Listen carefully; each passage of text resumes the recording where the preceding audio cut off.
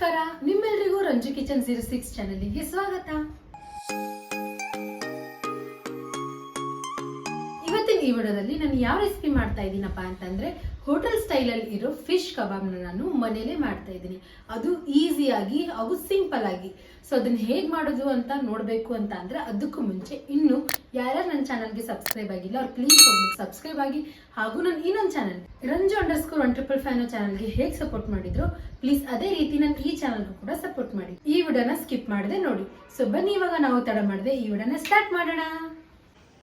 So fish ಕಬಾಬ್ ಮಾಡೋದಕ್ಕೆ ನಾನು ಏನೇನು ಐಟಮ್ಸ್ನ ತೊಗೊಂಡಿದ್ದೀನಪ್ಪ ಅಂತಂದರೆ ಒಂದು ಅರ್ಧ kg ಅಷ್ಟು ನಾನು ಮೀನನ್ನು ತೊಗೊಂಡಿದ್ದೀನಿ. ನೋಡಿ, ಮೀನು ನಾನು ನೀಟಾಗಿ ಉಪ್ಪಿನ ನೀರಿನಲ್ಲಿ ವಾಶ್ ಮಾಡಿ ಇಟ್ಕೊಂಡಿದ್ದೀನಿ 3 ಟೈಮ್ಸು. ಮತ್ತು ನಾನು ಒಂದು 2 ಟೇಬಲ್ ಸ್ಪೂನ್ ಅಷ್ಟು ಕಾರ್ನ್ ಫ್ಲೋರ್ನ ತೊಗೊಂಡಿದ್ದೀನಿ. ಮತ್ತು ಒಂದು ನಿಂಬೆಹಣ್ಣು, ಒಂದು ಸ್ವಲ್ಪ ಕೊತ್ತಂಬರಿ ಸೊಪ್ಪು, ರುಚಿಗೆ ತಕ್ಕಷ್ಟು ಉಪ್ಪು, ಅರ್ಧ ಟೇಬಲ್ ಸ್ಪೂನ್ ಅಷ್ಟು ಖಾರದ ಪುಡಿ, 2 ಟೇಬಲ್ ಸ್ಪೂನ್ ಅಷ್ಟು ಕಬಾಬ್ ಪೌಡರ್, ಅಂಗಡಿಯಲ್ಲಿ ಸಿಗುತ್ತೆ ಇದು ಎಲ್ಲ ಅಂಗಡಿಯಲ್ಲಿ, ಒಂದು ಅರ್ಧ ಟೀ ಸ್ಪೂನ್ ಅಷ್ಟು ಅರಿಶಿಣ ಪುಡಿ, ಒಂದು ಅರ್ಧ ಗಡ್ಡೆಯಷ್ಟು ಬೆಳ್ಳುಳ್ಳಿ, ಮತ್ತೆ 1 ಇಂಚ್ ಆಗುವಷ್ಟು ಶುಂಠಿನ ನಾನು ಈ ರೀತಿಯಾಗಿ ಸುಲಿದು ಇಟ್ಕೊಂಡಿದ್ದೀನಿ, ಮತ್ತೆ ಒಂದು ಮೊಟ್ಟೆ. ಸೊ ಬನ್ನಿ ಇವಾಗ ನಾವು ಫಿಶ್ ಕಬಾಬ್ ಹೇಗೆ ಮಾಡೋದು ಅಂತ ನೋಡ್ಕೊಳ್ಳೋಣ.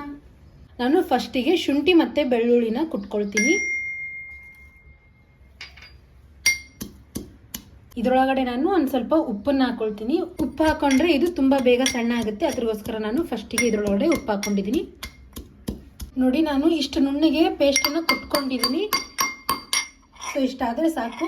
ನಾನು ಒಂದು ಬೌಲ್ನ ತೊಗೊಂಡಿದ್ದೀನಿ. ಇದರೊಳಗಡೆ ಇವಾಗ ನಾನು ಎಲ್ಲ ಮಸಾಲೆ ಐಟಮ್ಸ್ನ ಮಿಕ್ಸ್ ಮಾಡ್ಕೊಳ್ತೀನಿ.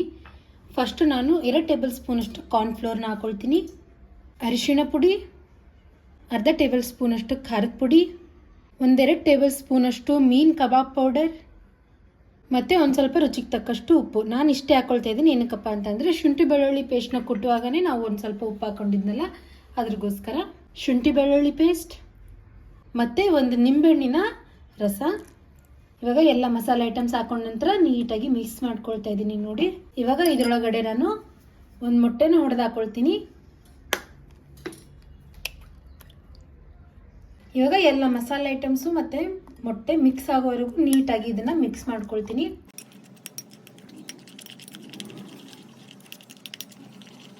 ನೋಡಿ, ನಾನು ಈ ರೀತಿಯಾಗಿ ಇದನ್ನು ನೀಟಾಗಿ ಮಿಕ್ಸ್ ಮಾಡ್ಕೊಂಡಿದ್ದೀನಿ. ಇದರೊಳಗಡೆ ನಾನು ಒಂದು ಚೂರು ನೀರನ್ನ ಹಾಕ್ಕೊಂಡಿದ್ದೀನಿ. ಇವಾಗ ಇದರೊಳಗಡೆ ನಾನು ಮೀನನ್ನ ಹಾಕ್ಕೊಳ್ತೀನಿ.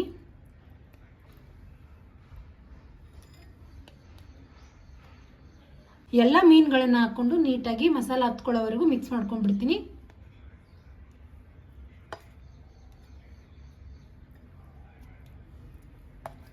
ನೋಡಿ, ಮೀನಿಗೆಲ್ಲ ಮಸಾಲೆ ನೀಟಾಗಿ ಹತ್ಕೊಂಡಿದೆ. ನಾನು ಸ್ಪೂನ್ನಿಂದಾನೇ ಮಿಕ್ಸ್ ಮಾಡ್ಕೊಂಡಿದ್ದೀನಿ. ನೀವು ಬೇಕಾದರೆ ಕೈನಿಂದ ಕೂಡ ಮೀನಿಗೆ ಮಸಾಲಾನ ಹಚ್ಕೋಬಹುದು.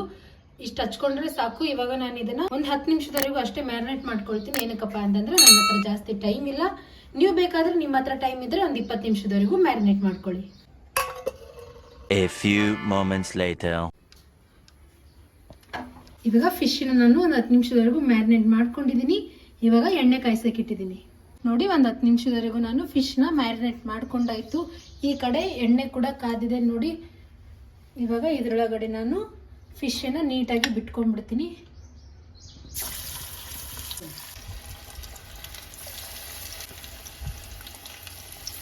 ನಾನು 4 ಪೀಸ್ನ ಹಾಕ್ಕೊಂಡಿದ್ದೀನಿ. ಇವಾಗ ನಾನು ಇದನ್ನು ಫ್ಲಿಪ್ ಮಾಡ್ಕೊಳ್ತಾ ಇದ್ದೀನಿ.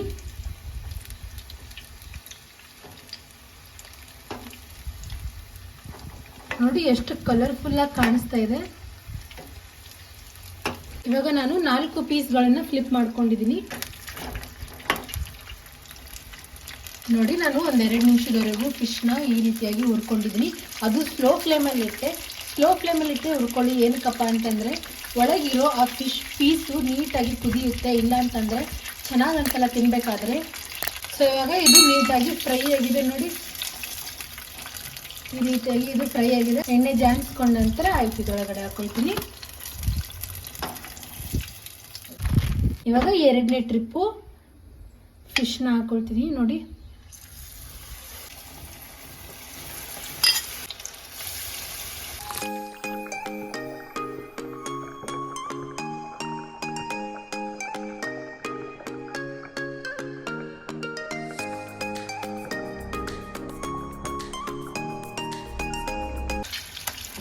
ಎರಡನೇ ಟ್ರಿಪ್ಪಿನ ಫಿಶ್ ಕಬಾಬ್ನ ಕೂಡ ನೀಟಾಗಿ ಹುರ್ಕೊಂಡಿದ್ದೀನಿ. ಸೊ ಸ್ಲೋ ಫ್ಲೇಮಲ್ಲಿ ಇಟ್ಟೆ ಉಳ್ಕೊಂಡಿದ್ದೀನಿ. ಇದನ್ನು ಕೂಡ ಆಯಿತು. ಇವಾಗ ಇದು ಫ್ರೈ ಆಗಿದೆ, ಎಣ್ಣೆ ಜಾನ್ಸ್ಕೊಂಡಿದ್ದೀನಿ. ಇವಾಗ ಇದ್ರೊಳಗಡೆ ಹಾಕ್ತೀನಿ.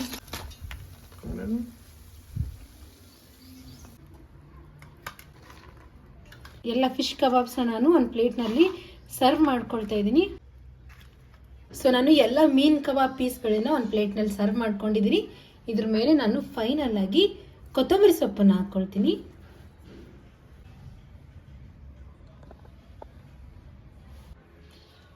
So finally fish kebab ready ಆಯಿತು. ನೋಡಿದ್ರಲ್ಲ, ಹೋಟೆಲ್ ಸ್ಟೈಲಲ್ಲೇ ನಾವು ಮನೇಲೇ ಮಾಡ್ಕೋಬಹುದು. ನೀವು ಕೂಡ ಒಮ್ಮೆ ಈ ರೆಸಿಪಿನ ಟ್ರೈ ಮಾಡಿ. ತುಂಬ ಈಸಿಯಾಗಿನೇ ಮಾಡ್ಕೋಬಹುದು. 5ರಿಂದ 6 ನಿಮಿಷದಲ್ಲಿ ಆಗೋಗುತ್ತೆ. ಆದರೆ ಮ್ಯಾರಿನೇಟ್ ಮಾಡೋದಕ್ಕಷ್ಟೇ ಒಂದು ಸ್ವಲ್ಪ ಟೈಮ್ ಹೋಗುತ್ತೆ ಅಷ್ಟೇ. ತುಂಬ ಅಂದರೆ ತುಂಬ ಟೇಸ್ಟಿಯಾಗಿರುತ್ತೆ ಹಾಗೂ ತುಂಬ ರುಚಿಕರವಾಗಿರುತ್ತೆ. ನೀವು ಕೂಡ ಒಮ್ಮೆ ಈ ರೆಸಿಪಿನ ಟ್ರೈ ಮಾಡ್ಕೊಳ್ಳಿ. ನೀವು ಈ ಫಿಶ್ ಕಬಾಬ್ನ ಸ್ನ್ಯಾಕ್ಸ್ ಟೈಮಲ್ಲಿ ಮಾಡ್ಕೊಳ್ಳಿ, ತುಂಬ ಟೇಸ್ಟಿಯಾಗಿರುತ್ತೆ. ಅದು ಬೇರೆ ಮಳೆಗಾಲ ನಡೀತಾ ಇದೆ ಇವಾಗ, ಹೊರಗಡೆ ಮಳೆ ಬರ್ತಾ ಇರುತ್ತೆ. ಮನೆಯಲ್ಲಿ ನಾವು ಫಿಶ್ ಕಬಾಬ್ ಮಾಡ್ಕೊಂಡು ತಿಂದರೆ ವಂಡರ್ಫುಲ್ ಆಗಿರುತ್ತೆ. ನೀವು ಕೂಡ ಒಮ್ಮೆ ಈ ರೆಸಿಪಿನ ನಿಮ್ಮ ಮನೇಲಿ ಟ್ರೈ ಮಾಡಿ. ಈ ರೆಸಿಪಿ ನಿಮ್ಗೆ ಇಷ್ಟ ಆದಲ್ಲಿ ಪ್ಲೀಸ್ ನನ್ನ ಚಾನಲ್ಗೆ ಸಬ್ಸ್ಕ್ರೈಬ್ ಆಗಿ ಹಾಗೂ ನಿಮ್ಮ ಫ್ಯಾಮಿಲಿ ಮತ್ತೆ ಫ್ರೆಂಡ್ಸ್ ಜೊತೆ ಈ ವಿಡಿಯೋನ ಶೇರ್ ಮಾಡ್ಕೊಳ್ಳಿ. ಸೊ ಬನ್ನಿ, ಇವಾಗ ನಾವು ಇದ್ರ ಟೇಸ್ಟ್ ಹೇಗಾಗಿದೆ ಅಂತ ಟೇಸ್ಟ್ ಮಾಡೋಣ.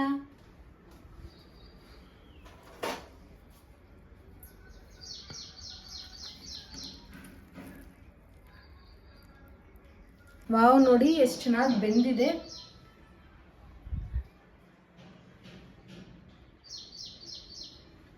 ಫಿಶ್ ಕಬಾಬ್ ಅಂತೂ ತುಂಬ ಅಂದರೆ ತುಂಬ ಟೇಸ್ಟಿಯಾಗಿದೆ. ನೋಡಿ ಎಷ್ಟು ಕಲರ್ಫುಲ್ ಆಗಿ ಕೂಡ ಕಾಣಿಸ್ತಾ ಇದೆ.